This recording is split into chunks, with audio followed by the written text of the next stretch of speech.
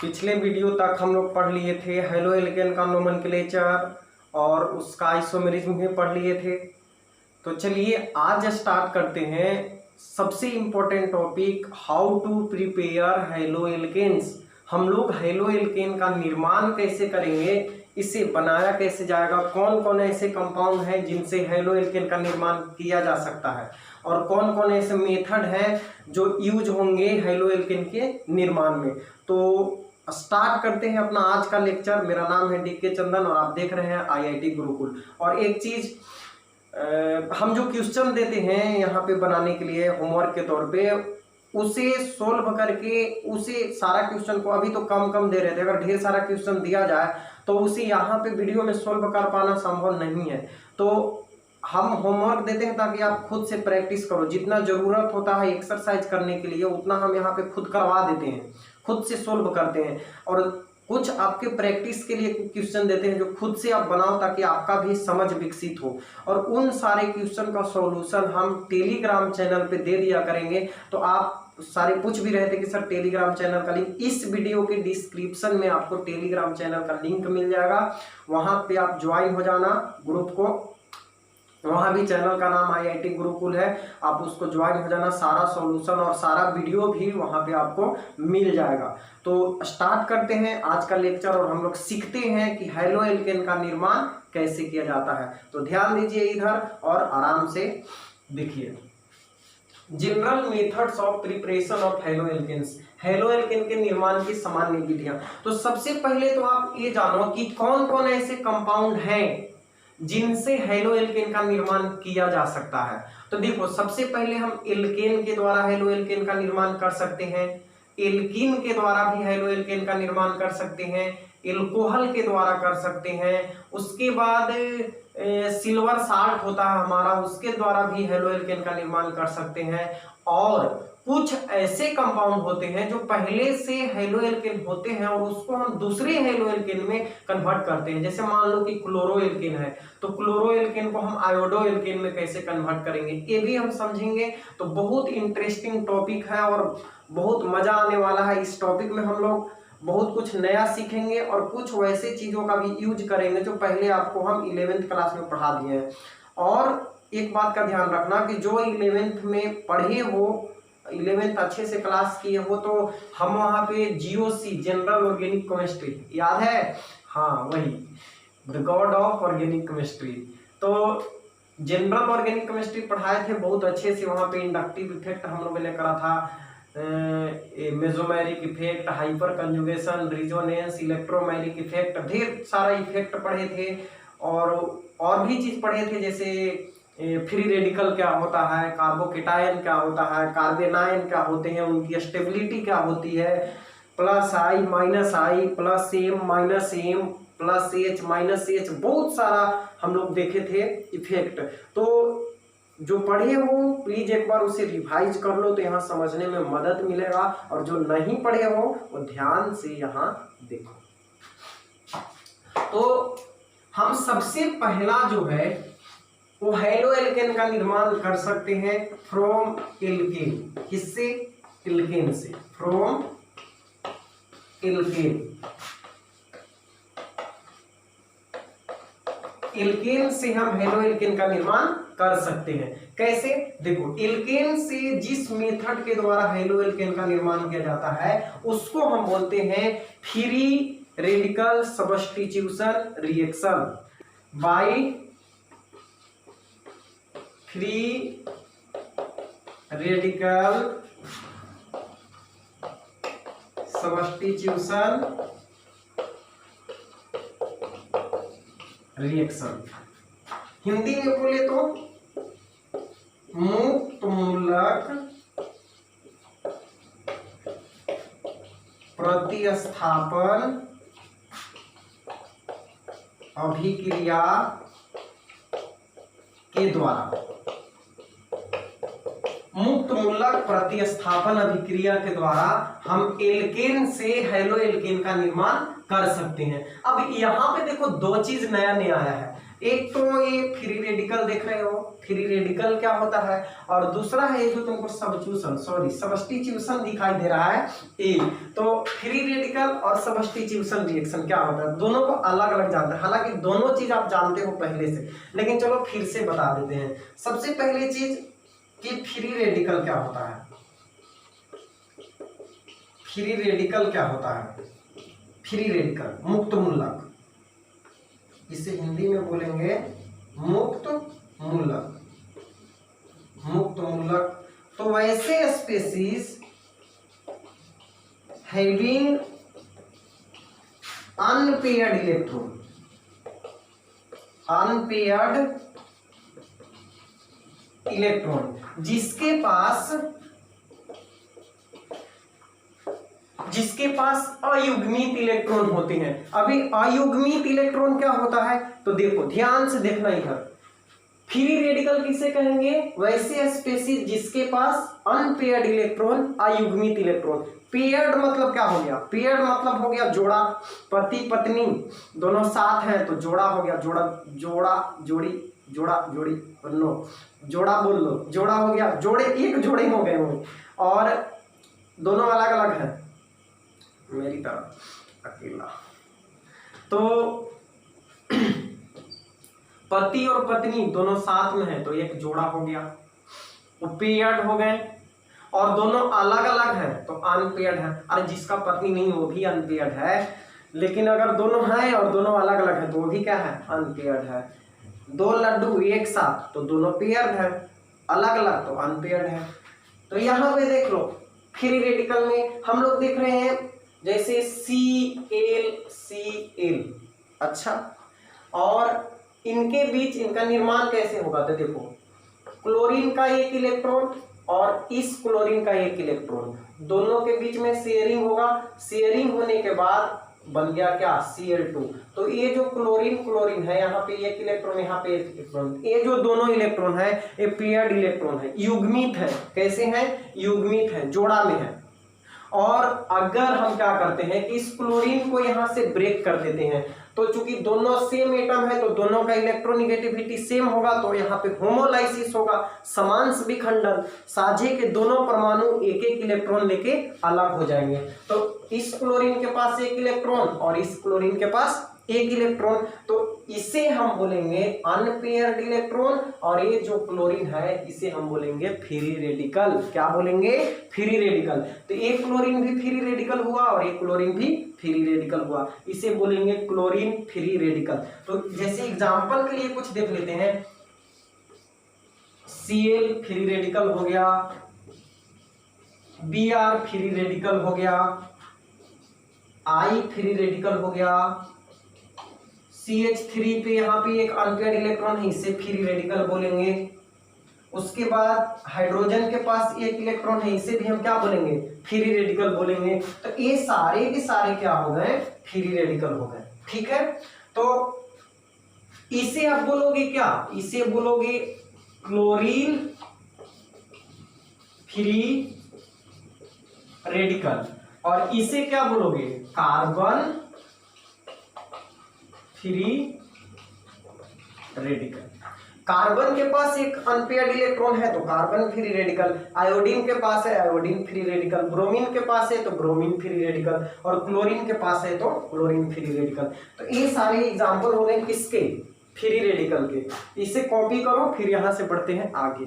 Free radical समझ गए, वैसे स्पीशीज, वैसे परमाणु, वैसे एटम्स जिनके पास अयुग्मित इलेक्ट्रॉन रहता है, अनपेयर्ड इलेक्ट्रॉन रहता है, सिंगल इलेक्ट्रॉन रहता है, तो उसे हम बोलते हैं फ्री रेडिकल या मुक्त मूलक। अगर यही फ्री इलेक्ट्रॉन, मुक्त इलेक्ट्रॉन कार्बन पे रहता है तो उसे हम बोलते हैं कार्बन फ्री रेडिकल, कार्बन मुक्त मूलक। अब देखो यहां पे इंपॉर्टेंट है फ्री रेडिकल में carbon free radical, carbon free radical. जिसे शॉर्ट में हम CFR भी बोल सकते हैं, कार्बन मुक्त मूलक, कार्बन फ्री रेडिकल। तो कैसे होगा, देखो हम बताएं क्या, कार्बन के पास अनपेयर्ड इलेक्ट्रॉन हो तो उसे क्या बोलेंगे, कार्बन फ्री रेडिकल बोलेंगे। कार्बन के पास एक इलेक्ट्रॉन है, जैसे बना कैसे थे, देख लो, मान लो यहाँ पे कोई एक हाइड्रोजन था और हाइड्रोजन का यहाँ पे समांश विखंडन हो गया, मतलब हाइड्रोजन बॉन्ड कैसे बना था, एक इलेक्ट्रॉन इस कार्बन का और एक इलेक्ट्रॉन इस कार्बन का, अब दोनों अलग हो गए, समांश विखंडन हो गया, तो हाइड्रोजन अपना इलेक्ट्रॉन लेके बाहर हो गया यहाँ से, तो बन गया कार्बन के पास एक मुक्त इलेक्ट्रॉन हो गया और हाइड्रोजन के पास एक मुक्त इलेक्ट्रॉन हो गया, ये हमारे पास बन गया कार्बन फ्री रेडिकल। क्या बन गया, CFR, कार्बन फ्री रेडिकल। अब यहाँ पे आप देखो ध्यान से कि ये जो कार्बन है इसके पास ऐसा हो सकता है कि सभी जगह पे एल्काइल समूह जुड़ा हुआ हो, एल्काइल समूह जुड़ा हुआ हो, मतलब यहाँ भी कार्बन हो, मिथाइल इथाइल प्रोपाइल कुछ भी हो सकता है, यहाँ भी कार्बन हो, यहाँ भी कार्बन हो, यहाँ भी कार्बन हो।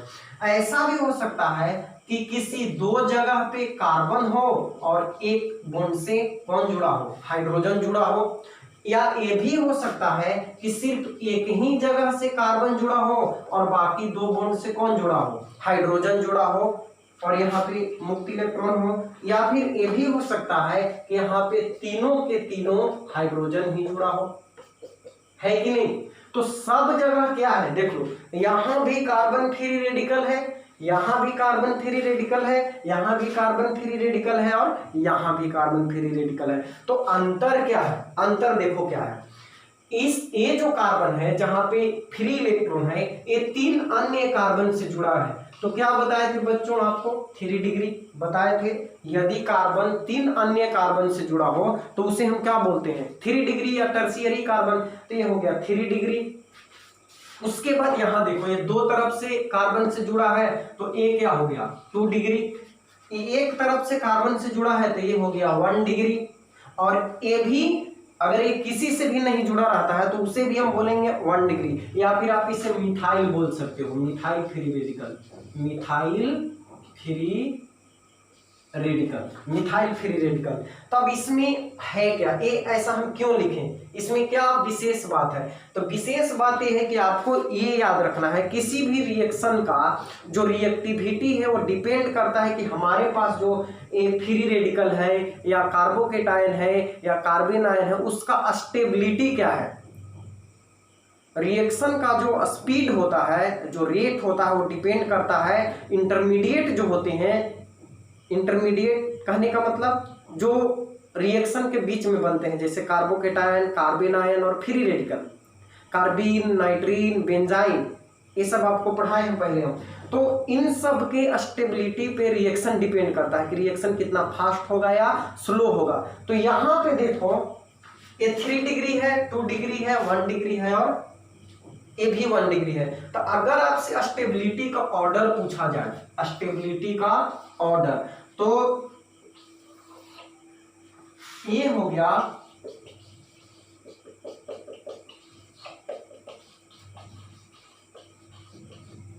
इधर से इधर आने पे राइट टू लेफ्ट जाओगे तो क्या होगा, स्टेबिलिटी इंक्रीज करेगा, या फिर ऐसा मान के चलो कि लेफ्ट टू राइट जाएंगे तो स्टेबिलिटी क्या हो जाएगा, स्टेबिलिटी डिक्रीज करेगा।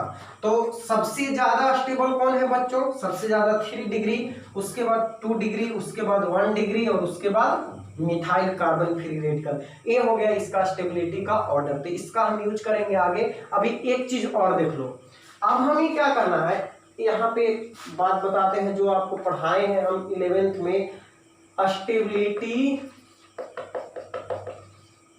Of CFR, carbon free radical का जो स्टेबिलिटी होता है वो डायरेक्टली प्रोपोर्शनल होता है प्लस आई का और इनवर्सली प्रोपोर्शनल होता है माइनस आई का।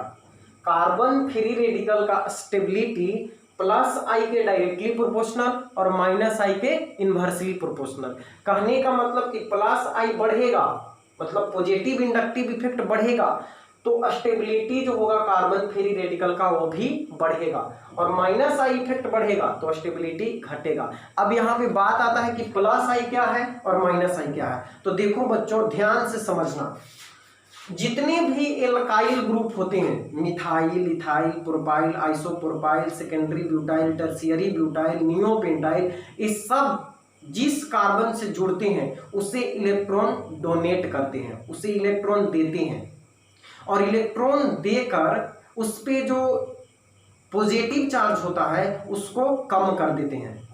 तो इलेक्ट्रॉन देने वाले जितने स्पेसीज हो गए उसे हम बोलेंगे प्लस आई, और इलेक्ट्रॉन विदड्रॉ करने वाले, इलेक्ट्रॉन खींचने वाले जो सब्सटेंस होते हैं जैसे क्लोरीन, फ्लोरीन, ब्रोमीन हो गया, या फिर हमारा कार्बोक्सिलिक एसिड हो गया, एल्डिहाइड हो गया, ये सब जो होते हैं जिससे जुड़ते हैं, या फिनाइल हो गया, ये इलेक्ट्रॉन विदड्रॉ करते हैं। ये ऑर्डर हम लिखवाए हुए हैं 11th में, जहाँ पे आपको जीओसी पढ़ाए हैं उसको देख लीजिएगा। और जैसे जैसे अगर वो नहीं है आपके पास नोट्स, तो जैसे जैसे आगे बढ़ेंगे इसमें आगे मिलते जाएगा और हम डील करते जाएंगे। अभी आप समझो, वो उसी के क्रम में हम ये बता रहे हैं, अभी यहाँ पे जरूरत पड़ा तो हम समझा रहे हैं, ध्यान से समझो कि जितने भी एल्काइल समूह होते हैं जैसे methyl, ethyl, propyl, butyl, secondary butyl, ये सब वो जिस कार्बन से जुड़ते हैं उसको इलेक्ट्रॉन डोनेट करते हैं, देते हैं, और इलेक्ट्रॉन देने वाले को हम बोलते हैं प्लस आई, और जो इलेक्ट्रॉन विदड्रॉ करते हैं कौन कौन करते हैं, तो जब आएगा आगे तो वहां पे हम ऑर्डर लिख देंगे। जो इलेक्ट्रॉन खींचते हैं वो होते हैं माइनस आई। तो अभी माइनस आई का जरूरत नहीं है, अभी प्लस आई का जरूरत है। ध्यान से देखो यहाँ पे, जैसे यहाँ पे कोई एल्काइल जुड़ा है, 3 एल्काइल जुड़ा है, हम क्या बोले, कार्बन फ्री रेडिकल का स्टेबिलिटी जो है प्लस आई के डायरेक्टली प्रोपोर्शनल है। और प्लस आई कौन होते हैं, एल्काइल समूह होते हैं, एल्काइल समूह। तो यहाँ पे देखो ये 3 एल्काइल समूह है, यहाँ पे 2 एल्काइल समूह है, यहाँ पे 1 एल्काइल समूह है, और यहाँ पे एक भी एल्काइल समूह नहीं है। तो बताओ एल्काइल समूह ज्यादा कहाँ पे है, यहाँ पे। और एल्काइल समूह जितना ज्यादा होगा प्लस आई उतना ही अधिक होगा, और प्लस आई जितना अधिक होगा कार्बन फ्री रेडिकल का स्टेबिलिटी उतना ही अधिक होगा। तो बताओ ये सबसे ज्यादा स्टेबल हुआ कि नहीं हुआ ना, क्योंकि all alkyl groups are plus I, जितने भी एल्काइल ग्रुप होते हैं वो सब क्या होते हैं, प्लस आई होते हैं। तो यहाँ पे 3 एल्काइल है तो 3 प्लस आई है, यहाँ पे 2 प्लस आई होगा, यहाँ पे 1 प्लस आई होगा, यहाँ पे नहीं होगा कोई इफेक्ट। तो ये सबसे ज्यादा स्टेबल होगा और एक सबसे कम स्टेबल होगा। यही हम समझाना चाह रहे थे, इसका आगे यूज होगा तो आप इसको लिखो, फिर बढ़ते हैं यहाँ से आगे। अब चलो हम लोग देखते हैं कि कैसे एल्केन से हेलो एल्केन का निर्माण होगा। तो देखो सबसे पहला हम लोग पढ़ लेते हैं क्लोरीनेशन ऑफ एल्केन। ये नाम नहीं भी दे सकते हो। क्लोरीनेशन ऑफ एल्केन का मतलब हुआ कि एल्केन का क्लोरीन के साथ रिएक्शन करवा रहे हैं। किसके साथ, क्लोरीन के साथ। तो देखो मान लो हमारे पास एक एल्केन है CH3 क्या है, इथेन है, इथेन, और इसे आप रिएक्शन करवा रहे हो Cl2 के साथ रिएक्शन करवा रहे हो। और ये जो रिएक्शन होगा ये होगा यूवी लाइट की उपस्थिति में, यानी पराबैंगनी किरण या एनर्जी दे रहे हैं। तो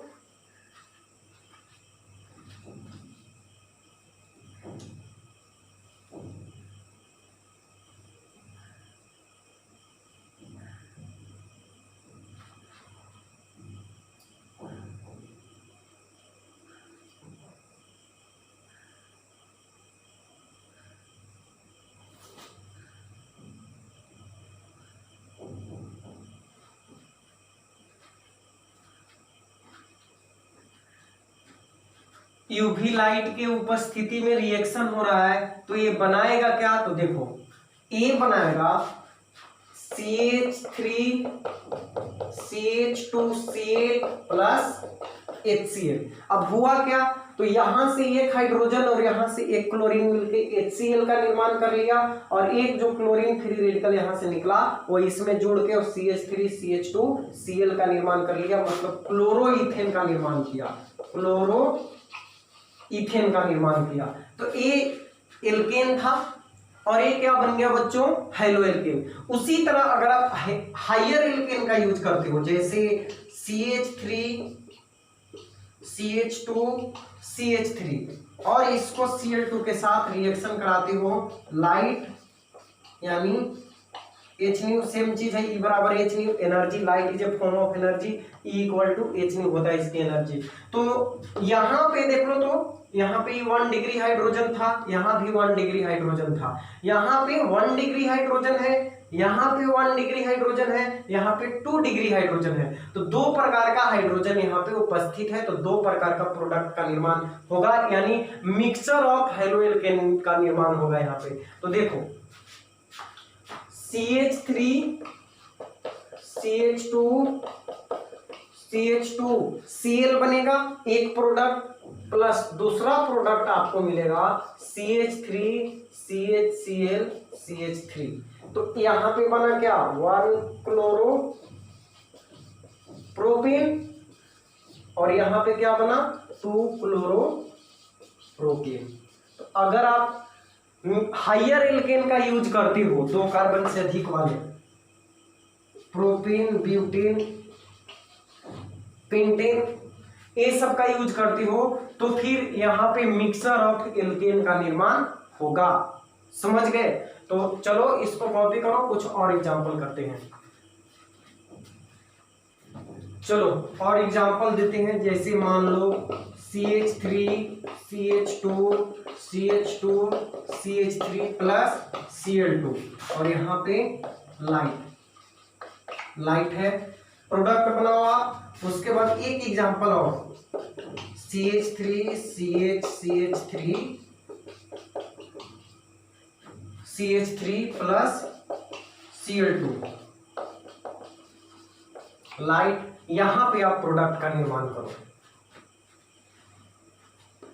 ये क्या है, ब्यूटेन है, नॉर्मल ब्यूटेन, और ये क्या है, आइसोब्यूटेन है, 2 मिथाइल प्रोपेन। तो चलो बनाओ तो जल्दी से प्रोडक्ट इसका क्या बनेगा। तो देखो ये 1 डिग्री 2 डिग्री 2 डिग्री 1 डिग्री, यहाँ पे 1 डिग्री 1 डिग्री और ये कैसा है 3 डिग्री है, और ये भी क्या है 1 डिग्री है। तो प्रोडक्ट कितने बनेंगे, देखो यहाँ पे तो 2 प्रोडक्ट बनेंगे, CH3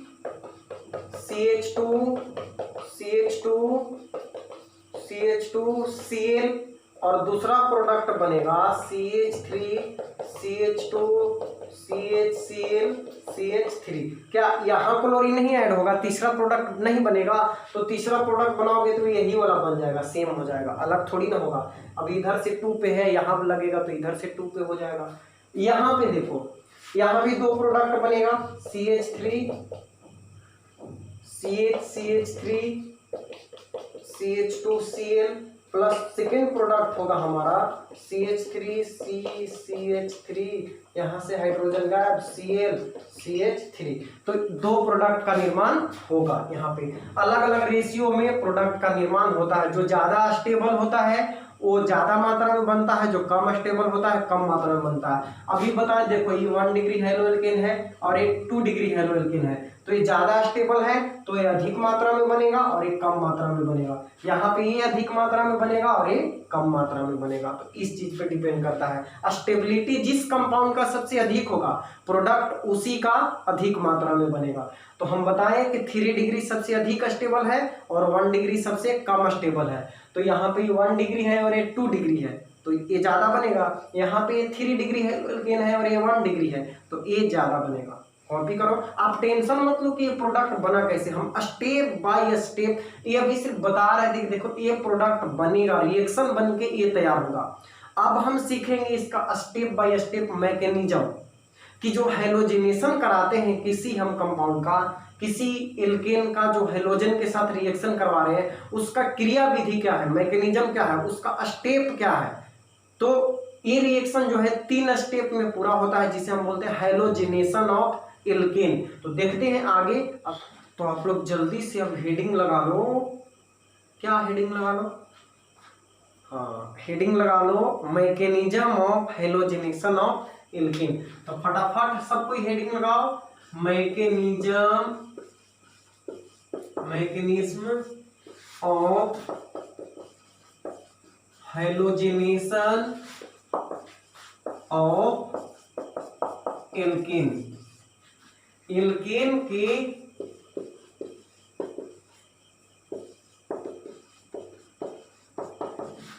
हैलोजनीकरण की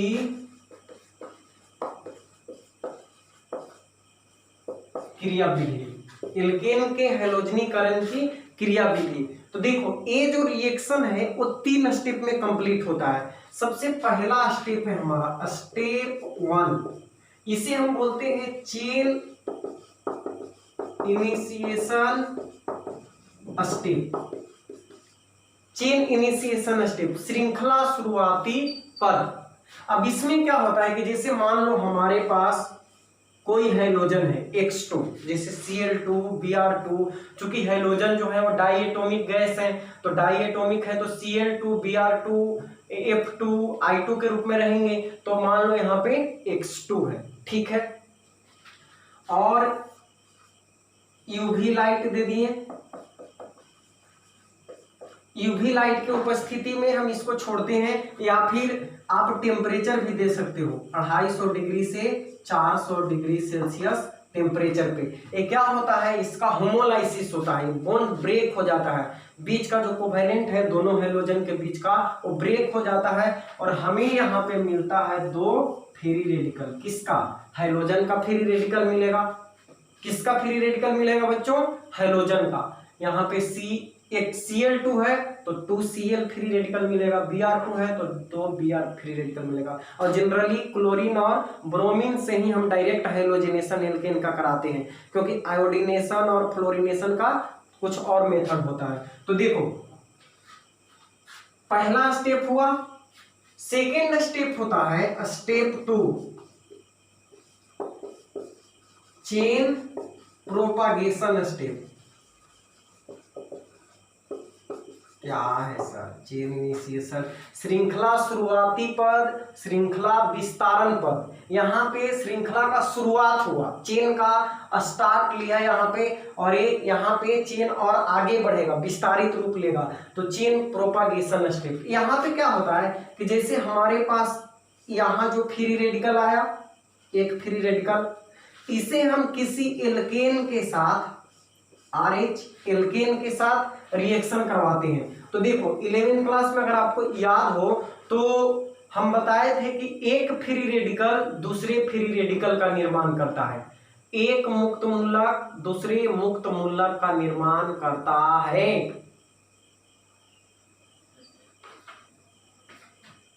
एक फ्री रेडिकल दूसरे फ्री रेडिकल का निर्माण करता है। तो यहां पे देखो, यहाँ पे हैलोजन जो है फ्री रेडिकल है, तो ये क्या करेगा, यहाँ एक फ्री रेडिकल जनरेट करेगा खुद को स्टेबल करने के लिए, खुद को स्टेबल करने के लिए। अब जैसे सिंपल एग्जांपल से समझो, मान लो कि कैसा एग्जांपल दें, एक आदमी है जो अपने कमरे में इधर रह रहा है, अब एक दूसरे कमरे में एक आदमी है जो अपने पत्नी के साथ रह रहा है, या फिर पत्नी नहीं कोई और है किसी के साथ रह रहा है, मतलब फ्रेंड के साथ।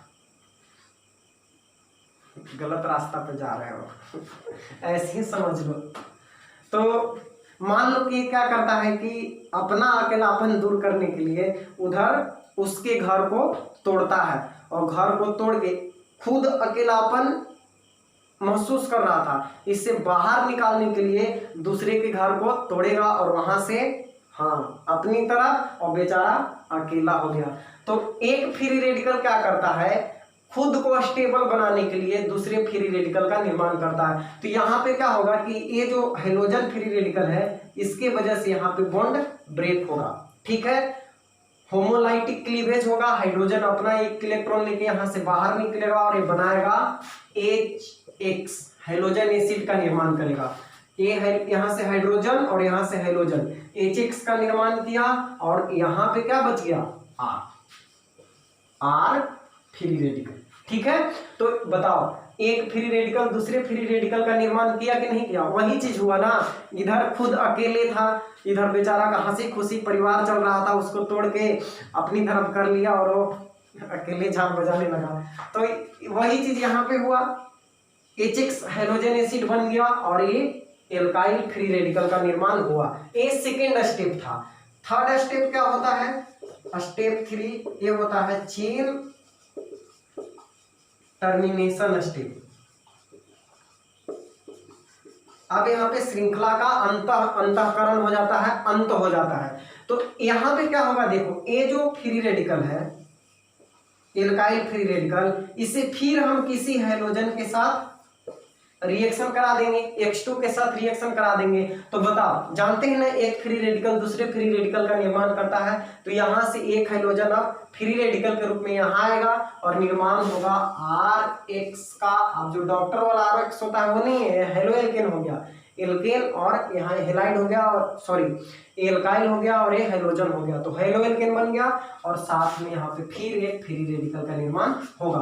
तो ये चेन जो है रेगुलर चलते रहता है। कैसे चलते रहता है, एक एग्जांपल से हम आपको अभी समझाएंगे, फिर से इस मैकेनिज्म को समझ लो। सबसे पहला चीज चेन इनिशिएशन स्टेप।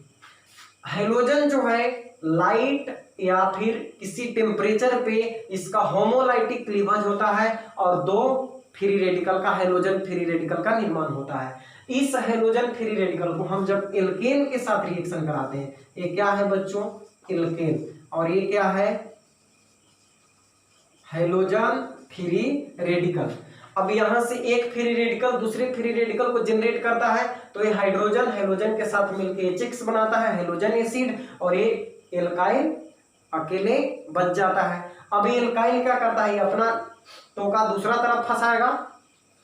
अब इसका वाला छीन गया, यहाँ पे हाइड्रोजन इसी का ना था जी, तो इसका तो कोई दूसरा लेके भाग गया, तभी दूसरा तरफ नजर डालेगा ना, तो एक इधर नजर डालेगा हाइड्रोजन पे, तो हाइड्रोजन पे नजर डालेगा तो यहाँ पे RX हाइड्रो एल्केन का निर्माण करेगा, फिर एक फ्री रेडिकल बच जाएगा। तो this is the mechanism for hydrogenation of alkene. आप इसे कॉपी करो, फिर बढ़ते हैं आगे।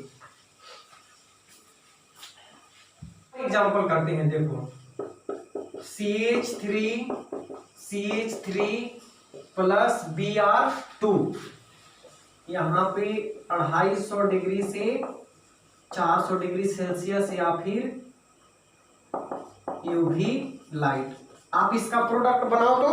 और एक और कंपाउंड देखो, जैसे हमारे पास है CH3 CH2 CH3, इसे भी हमें क्या करना है,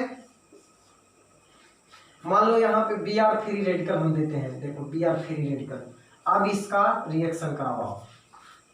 हम यहाँ पे फ्री रेडिकल ही आपको दे दिए हैं, Br फ्री रेडिकल, और यहाँ पे Br2 दिया हुआ है, चलो रिएक्शन कराओ।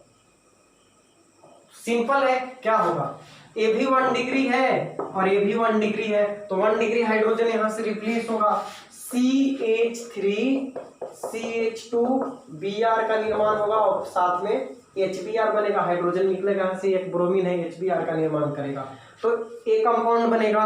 लेकिन अगर यहाँ पे हम बात करें बच्चों, तो यहाँ पे देखो ध्यान दो, ये 1 डिग्री हाइड्रोजन है, ये 2 डिग्री है, फिर ये क्या है 1 डिग्री है, तो ये दोनों तो सेम हो गया, लेकिन ये 2 डिग्री हुआ, तो 2 डिग्री है तो 2 प्रकार के कंपाउंड बनेगा। कौन कौन, अगर 1 डिग्री हाइड्रोजन यहां से निकलता है, abstraction of 1 degree hydrogen, 1 degree hydrogen, और आप निष्कासित कर सकते हो एब्स्ट्रैक्शन ऑफ 2 डिग्री हाइड्रोजन।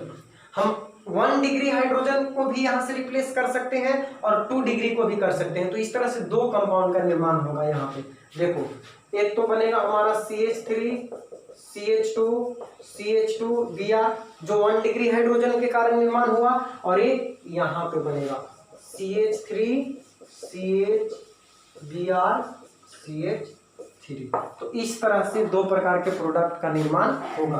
अब कॉपी करो, अब आगे बढ़ते हैं।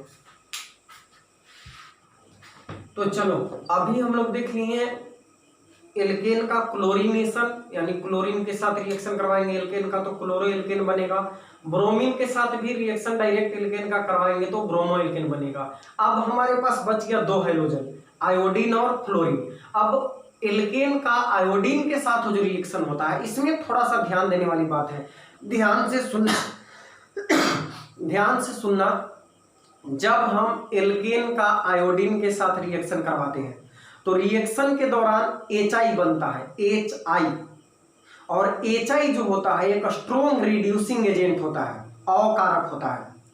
और अगर इसे रिएक्शन से नहीं हटाया जाए तो रिएक्शन जो होता है रिवर्सिबल हो जाता है, उत्क्रमणीय। मतलब आप क्या करोगे, एल्केन को आयोडीन के साथ रिएक्शन करा के आयोडो एल्केन में कन्वर्ट करो, और जो साथ में HI बनेगा वो क्या करेगा, आपके काम पे पानी फेर देगा। आप कन्वर्ट करते जाओ आयोडो एल्केन में, और वो क्या करेगा, फिर उसको कन्वर्ट कर देगा एल्केन में। तो सारी जिंदगी यही करते रह जाओगे, प्रोडक्ट मिलेगा नहीं। तो सबसे बड़ी बात यहाँ पे हो जाता है कि किया क्या जाए। तो हम क्या करेंगे कि कुछ वैसा सब्सटेंस, जैसे HI जो है रिड्यूसिंग एजेंट है, तो कोई ऑक्सीडाइजिंग एजेंट डाल के हम क्या करेंगे, HI को ऑक्सीडाइज कर देंगे, रिएक्शन से हटा देंगे। और जब वो रिएक्शन से हट जाएगा तो फिर वहां पे रिवर्सिबल रिएक्शन का कोई चांस नहीं रहेगा, तो हमारा प्रोडक्ट मिल जाएगा। तो देखते हैं दूसरा रिएक्शन हम लोग, आयोडीनेशन ऑफ एल्केन। एल्केन का आयोडीनीकरण।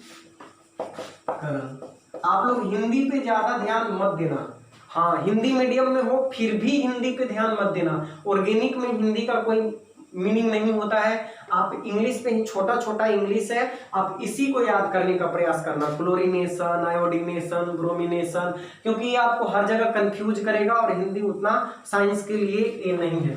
तो चलो आयोडीनेशन ऑफ एल्केन, हम लोग क्या करते हैं कि यहाँ पे कुछ बातें लिख लेते हैं। During iodination HI is formed, which is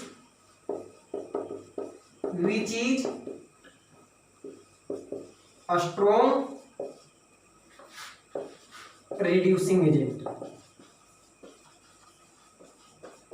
iodination के दौरान HI का निर्माण होता है जो कि एक स्ट्रॉन्ग रिड्यूसिंग एजेंट है, प्रबल अवकारक है। In case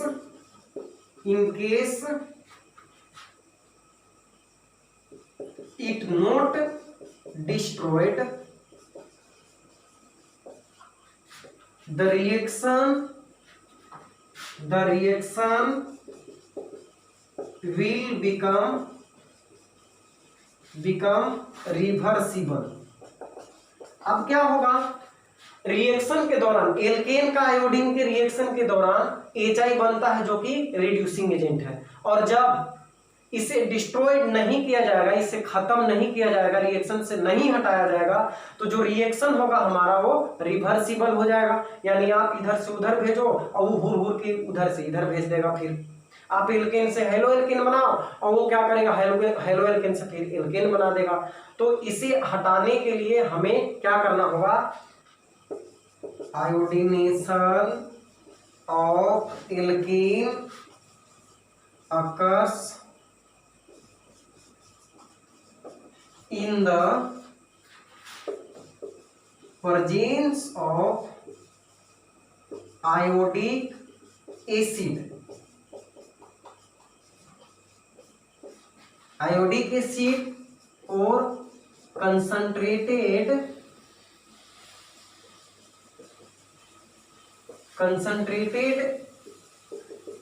nitric acid in order to oxidize HI formed in the reaction। समझो इधर, फिर से एक बार पूरा समझ लेते हैं। जब हम एल्केन का आयोडीनेशन करवाते हैं, मतलब आयोडीन के साथ रिएक्शन करवाते हैं, तो HI बनता है। HI जो होता है वो मजबूत, प्रबल और कारक होता है, यानी रिड्यूसिंग एजेंट होता है। जब तक हम इसे रिएक्शन से डिस्ट्रॉयड नहीं करेंगे, समाप्त नहीं करेंगे, तो ये क्या करेगा, रिएक्शन को रिवर्सिबल बना देगा, उत्क्रमणीय बना देगा। तो इसे हटाने के लिए जो हम एल्केन का आयोडीनेशन कराते हैं, iodination of alkene occurs in the presence of iodic acid. हम एक आयोडिक एसिड HiO3 का यूज करते हैं, या फिर कंसंट्रेटेड नाइट्रिक एसिड HNO3 का यूज करते हैं। किस लिए?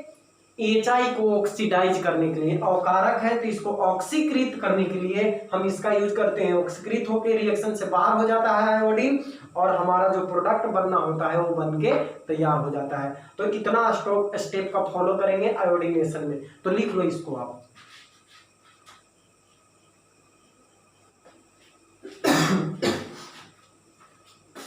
एल्केन का आयोडीनेशन के दौरान HI का निर्माण होता है, जो कि प्रबल और कारक होता है। इसे अभिक्रिया से न हटाया जाए तो अभिक्रिया उत्क्रमणीय हो जाता है, और इसे खत्म करने के लिए, इसलिए अभिक्रिया में बने HI को हटाने के लिए एल्केन का आयोडीनेशन आयोडिक एसिड HiO3 या फिर कंसंट्रेटेड नाइट्रिक एसिड की उपस्थिति में कराया जाता है। तो इसे लिखो, तो फिर रिएक्शन करते हैं। देखो, जैसे हम ले लिए CH4 प्लस I2 और इसे करवा रहे हैं रिएक्शन, तो होगा क्या कि जब आप यहाँ पे रिएक्शन करवाओगे तो क्या बनेगा बताओ। यहाँ से H और यहाँ से I, HI बनाएगा और CH3I का निर्माण होगा प्लस HI का निर्माण होगा। अभी HI क्या करता है, स्ट्रॉन्ग रिड्यूसिंग एजेंट होने के कारण रिएक्शन को रिवर्सिबल बना देता है। इसका मतलब हुआ कि आप इधर से इधर रिएक्शन को कंप्लीट करो और ये क्या करेगा, इधर से इधर कंप्लीट कर देगा। आप रिएक्टेंट से प्रोडक्ट बनाओ और प्रोडक्ट को फिर किधर कर देगा, रिएक्टेंट में कन्वर्ट कर देगा। तो अगर आप चाहते हो कि रिएक्शन वन डायरेक्शन हो, तो यहाँ पे आपको CH4 प्लस I2 का रिएक्शन करवाना पड़ेगा इन प्रेजेंस ऑफ HiO3 या फिर कंसंट्रेटेड HNO3, तब जाके आपको CH3I प्लस HI का निर्माण होगा और रिएक्शन फिर रिवर्सिबल नहीं होगा। क्यों नहीं होगा? एक्चुअल में होता क्या है कि देखो, HI plus HNO3, 2HI plus 2HNO3 ये रिएक्शन करके यहाँ पे बना लेता है I2 plus 2NO2 plus 2H2। तो रिएक्शन करके ये जो आयोडीन है यहाँ से बाहर हो गया, जिसके कारण से फिर क्या होता है, रिएक्शन रिवर्सिबल नहीं होता है। और HiO3 के केस में क्या होता है, तो देखो 5HI प्लस HiO3, यहाँ पे 3I2 का निर्माण होता है प्लस 2H2O का निर्माण हो जाता है। देखो तो 5HI, तो यहाँ से 5 और यहाँ से 1 कितना हो गया, 6 आयोडीन, और हाइड्रोजन कितना है, देखो 5 और 1 6, तो 5 1 6, 3H2O हो जाएगा, 3H2O का निर्माण होगा। यहाँ पे 3 ऑक्सीजन और 6 हाइड्रोजन, 3H2O। तो दोनों जगह क्या हो रहा है, हाइड्रोजन का ऑक्सीडेशन हो जा रहा है। हाइड्रोजन यहाँ से, हाइड्रोजन का हटना क्या होता है, हाइड्रोजन का हटना को हम लोग क्या बोलते हैं, ऑक्सीडेशन। अभी आयोडीन के साथ हाइड्रोजन है, यहाँ पे रिएक्शन के बाद हाइड्रोजन हट गया तो इसका ऑक्सीडेशन हो गया, आयोडीन ऑक्सीडाइज होके कमजोर हो गया, तो फिर क्या हो गया, यहाँ पे रिएक्शन रिवर्सिबल नहीं होता है। तो इस तरीका से हम एल्केन का आयोडीनेशन करा सकते हैं। अब बच गया फ्लोरीनेशन, एल्केन का फ्लोरीन के साथ रिएक्शन कैसे होगा, तो देखते हैं, इसको करो। अगला रिएक्शन जो है वो बहुत इंपॉर्टेंट है, एग्जाम में कई बार डायरेक्टली पूछा गया है, आपको इसको याद रखना है। तो याद तो सबको रखना है, लेकिन इसको थोड़ा ज्यादा ध्यान देना है, विशेष है। क्या था, तीसरा था, तीसरा fluorination of alcohol.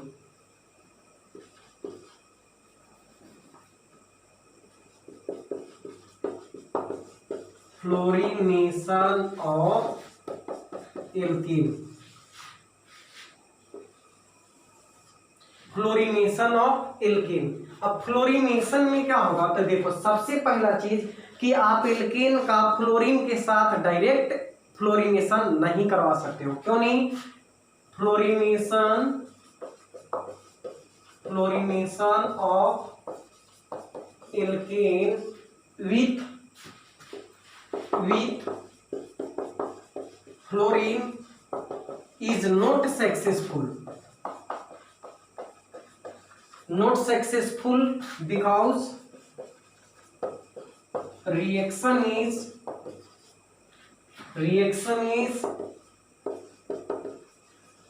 highly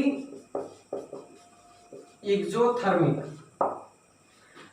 fluorine के साथ एल्केन का डायरेक्ट फ्लोरीनेशन संभव नहीं है, क्योंकि रिएक्शन जो होता है बहुत अधिक उष्मा क्षेपी हो जाता है। तो क्या हम एल्काइल फ्लोराइड बना पाएंगे या नहीं? हाँ, बना पाएंगे। सभी समस्या का समाधान है, लेकिन किसी दूसरे तरीके से। कैसे बनाएंगे? तो देखो, फ्लोरोएल्केन या alkyl fluoride can be prepared by suitable chloroalkane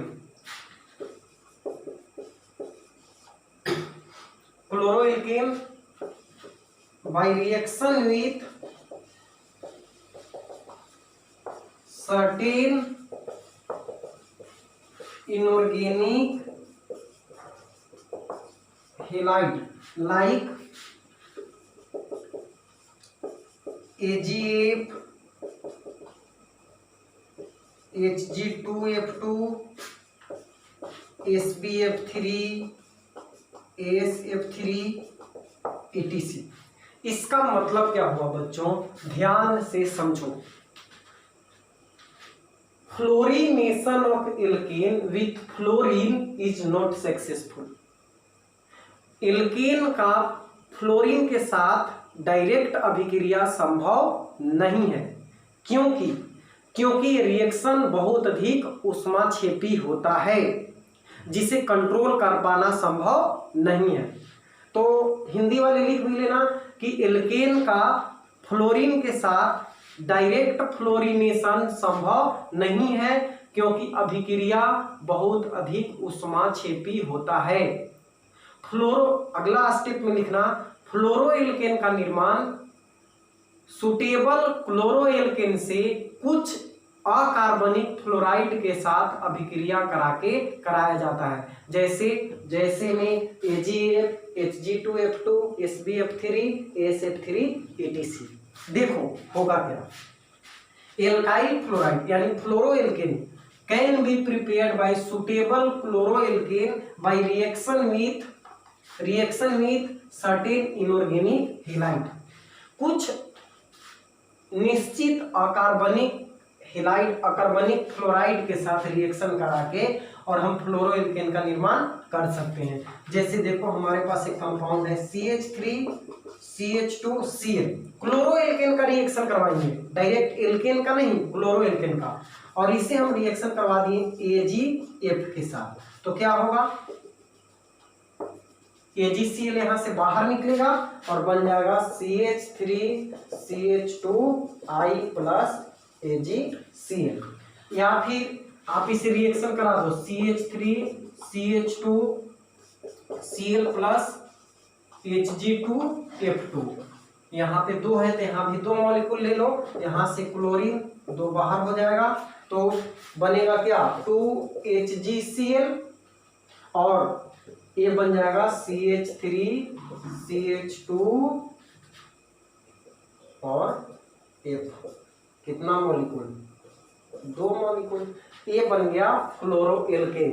तो इस तरह से हम हाइलोएल्केन का निर्माण एल्केन से कर सकते हैं। तो आज के लेक्चर में हमने क्या सीखा? आज हम लोगों ने सीखा कि एल्केन से हाइलोएल्केन का, एल्केन से क्लोरोएल्केन का निर्माण कैसे करेंगे, एल्केन से ब्रोमोएल्केन का निर्माण कैसे करेंगे, एल्केन से आयोडोएल्केन का निर्माण कैसे करेंगे, और एल्केन से हाँ, एल्केन से फ्लोरो एल्केन का निर्माण कैसे करेंगे।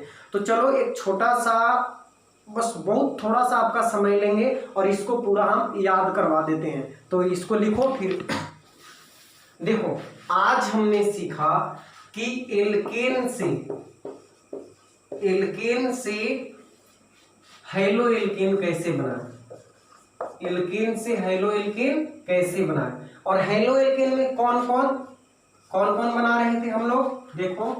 देखो ये जो है ना, एक पढ़ने का तरीका है कि किसी भी चीज को अपने तरीके से आप डील करो कि वो आपको कैसे याद हो पाता है। जैसे हम अभी बता रहे हैं, उतना सारा पढ़ लिए, अब एक सारांश बनाओ, उसका एक टेबल बनाओ जिससे थोड़े से समय में उसको आप पूरा रिवाइज कर सको। तो ये आपका खुद का तरीका होना चाहिए कि आप कैसे किसी चीज को जल्दी पकड़ पाते हो। तो देखो, इसको ऑर्गेनिक में बहुत ज्यादा आपको रिवीजन की आवश्यकता होगी, क्योंकि इसमें बहुत ज्यादा चीज याद रखने वाला है, मेमोरी बेस्ड है। तो आप इसको रिवीजन करते रहना, और हम भी कोशिश करेंगे कि आपको ज्यादा से ज्यादा चीज यहीं पे याद करवा दें। हेलो एल्केन बना रहे थे किससे, एल्केन से। और ये जो रिएक्शन था, क्या बोल रहे थे हम इसको, हम बोल रहे थे इसको free radical substitution reaction. Alkane से हेलो एल्केन का निर्माण मुक्त मूलक प्रतिस्थापन अभिक्रिया के द्वारा होता है। अब इसमें निर्माण क्या क्या करना था हमको, क्लोरो एल्केन का, ब्रोमो एल्केन का, आयोडो एल्केन का और फ्लोरो एल्केन का। तो इसमें दो में हम क्या किए थे कि डायरेक्ट इसको क्लोरीन से रिएक्शन करवाए थे, और यहां पे डायरेक्ट ब्रोमीन से रिएक्शन करवाए थे। इन दोनों में सेम तरीका सेम था, लेकिन स्पीड जो था इसका स्पीड कम था। फिर हम मैकेनिज्म बताए थे इसका कि 3 स्टेप में होता है, chain initiation step, chain propagation step और चेन टर्मिनेशन स्टेप। 3 स्टेप में रिएक्शन कंप्लीट होता है। उसके बाद आयोडो एल्केन में हम बताएं कि यहाँ पे आप डायरेक्ट I2 के साथ रिएक्शन तो करवा सकते हो, but in presence of HiO3 या HNO3, क्योंकि रिएक्शन के दौरान HI बनता है और उसे वहां से हटाना जरूरी है, क्योंकि रिएक्शन को रिवर्सिबल बना देता है।